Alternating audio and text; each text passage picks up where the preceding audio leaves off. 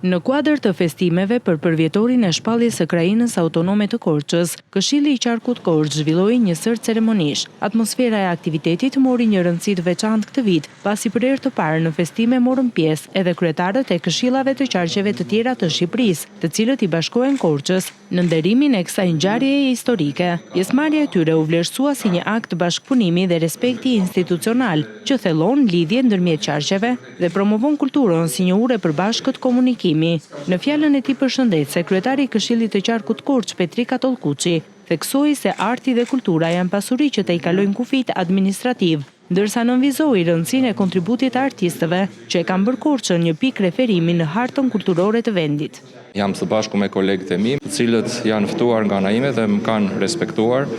duke pranuar ftesën dhe do të marrin pjesë dhe në ceremonitë e nderimit Themistokli Gërmënj, pranora 11, dhe do të jenë pjesë dhe të aktiviteteve në